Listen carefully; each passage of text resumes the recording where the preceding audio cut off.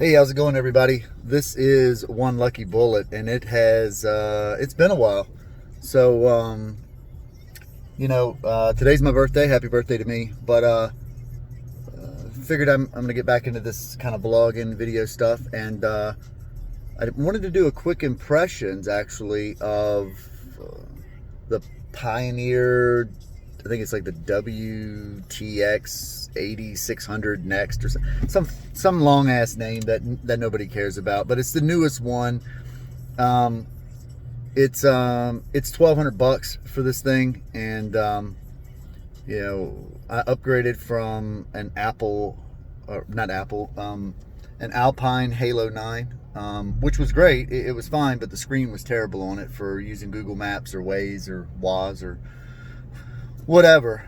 With this one, I've got my wireless Android Auto, I've got wireless Apple CarPlay, I've got Alexa built into it, I've got Wi-Fi on it. It's pretty good. I'm actually sitting at a Walmart. I've got to go in and ship off some stuff today, but I definitely wanted to go over this stuff with everybody and kind of give you guys my impression of it. Like, you can skip to the end now. I love it. It's super awesome, super great. It works perfect. I'm going to switch the camera, over to the unit itself, and then you can actually see some of the stuff for it. So, all right. So here is the unit. As you can tell, I've got my phone, my iPhone 11 Pro Max is actually sitting there. Ignore the mess. I was wiring stuff up late last night. But that's on my wireless charger that's built into my truck. So it's actually just sitting there wireless, but I've got the whole, everything CarPlay going right now. So, it works great for me. I don't have any complaints on it. As you can tell, the screen is super bright. We can go back to the main menu. As you can tell, I've cut the Wi-Fi off. So there was some kind of a hiccup. I don't know. I guess they'll fix it with a software update. I mean, the head unit literally just came out. But apparently when the Wi-Fi was on, my screen kept flashing. And I'm assuming that's because it was refreshing. It kept looking for a signal because I didn't have my phone with me and it wasn't connected. So, I thought it was, interesting that it was doing that. But as you can see, you got your widgets, you got everything. You can hold here. Like if I hold here, it brings up, any of the other features that I can put on the little quick dial down there. Obviously I've got my Sirius XM hooked up to it because, why wouldn't I? So I haven't programmed in all my stations, as you can tell, but it does tell you. It's weird it hasn't picked up the octane yet, but it starts picking them up. I've only programmed a couple quick ones in there. The screen is 720p, which doesn't sound like much when the phone that I have right now, is a Galaxy Note 10 Plus, and it does, whatever the resolution is on this thing, like 1440p or 2K or whatever. But for this, capacitive touchscreen, it's great. Like I said, you can register your favorites. Here's all your settings. It's got built-in amplifications and all this stuff in it. I can go here. I can customize any and everything. I haven't done anything yet. I've literally put it in last night. Finished installing my TPAM and stuff that was originally in here. I had to take all this out to redo the head unit and put it back, and then this is for the GPS. So this is for like your GPS map data for when you're on here, and then I have my XM radio antenna there. But back to this. So it's 10.1 inches for the whole screen. The actual whole unit itself is 11 inches. It's a single DIN. I don't know if you can see that, but it's single DIN. So the way I mounted it was at the top, and I put the little shelf in here to where, it can hold whatever I want in there, So, I can put those in there. I can put my AirPods in there, see. And, I had a Roku hooked up to my Alpine, and I never used it. So I was like, you know what? I'm not even going to worry about it this time. I'm not going to do it. But when we get back to this, you can go to your sound.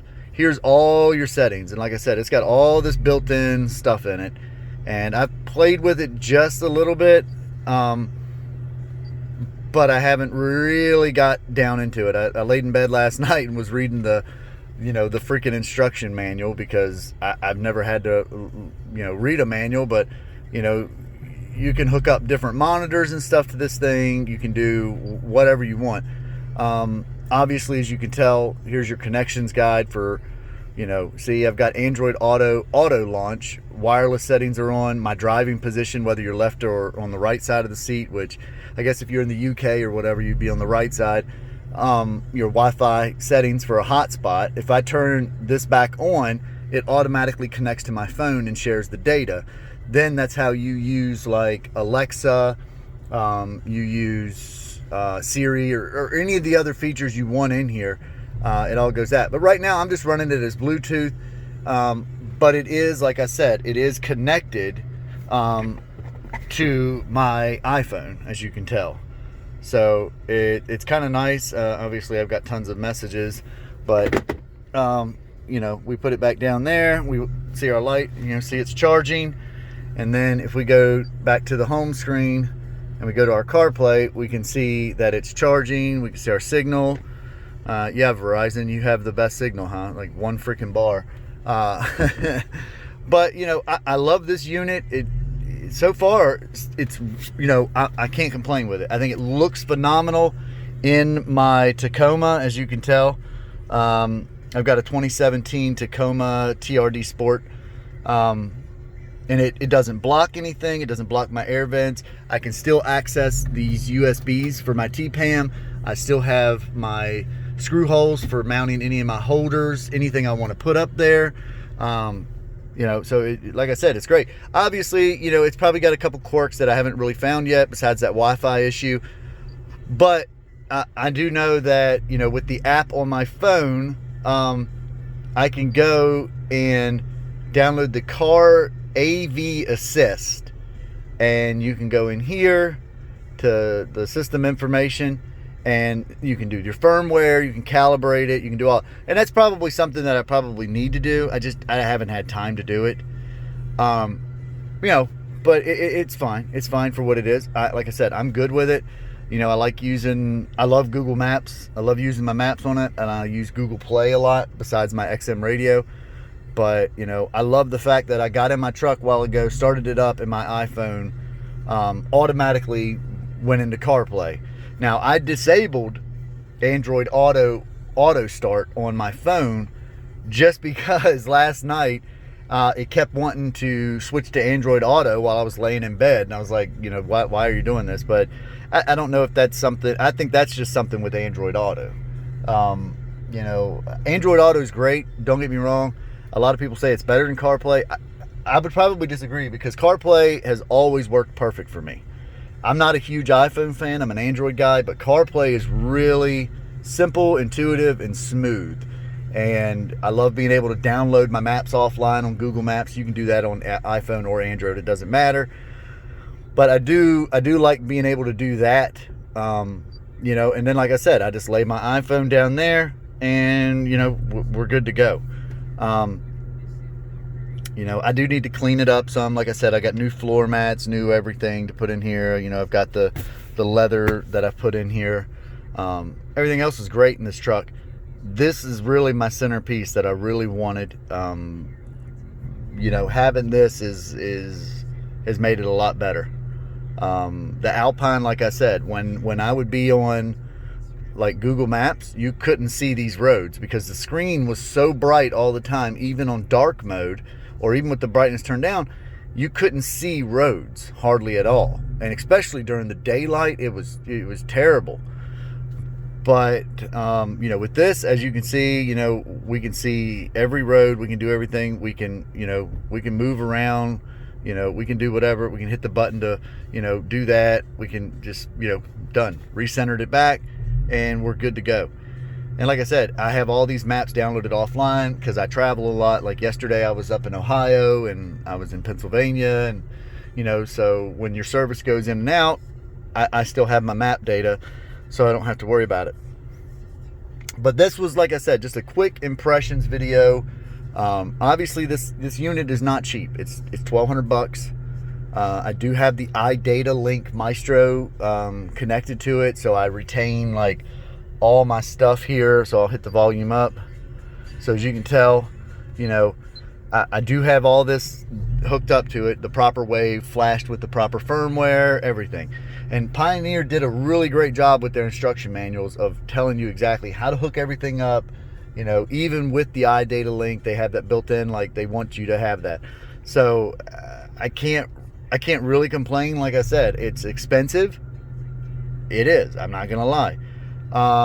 But if you travel as much as I do, or you're constantly driving places and things like that, and you want something that looks great, is a really definitive showpiece in your vehicle, whether it's a car, truck, SUV, whatever, but doesn't take up, you know, a huge amount of space, and, you know, single din chassis, as you know, doesn't block my air vents, nothing, doesn't stick up over, you know, here, you know, it's perfect. You know, it mounts, this is hard to get a view of, but it mounts, I don't know if you can see this, there's some bolts, you can't see it, it's hard, there's some bolts back in here, there's 2 bolts on this side and 2 on this side, you may be able to see those, 2 on that side, and it mounts to the bracket, and there's a little ribbon that connects to the screen itself, and that's it. It's a floating screen.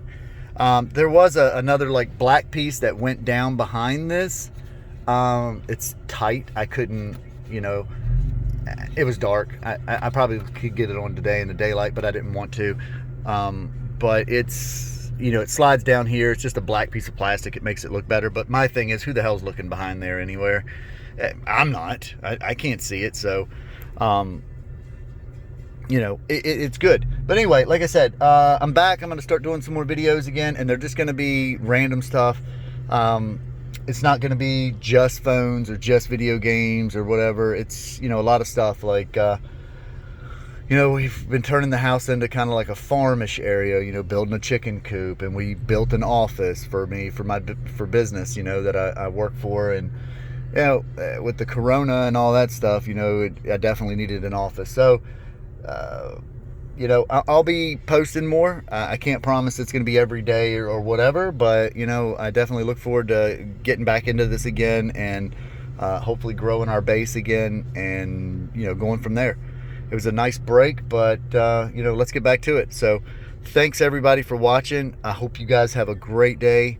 And if you need anything, shoot me a comment. You know, if there's something you want me to see, you want me to show, you know, definitely let me know. And, you know, tell your friends, you know, tell them to like it, subscribe to it, and we'll go from there. Thanks, everybody.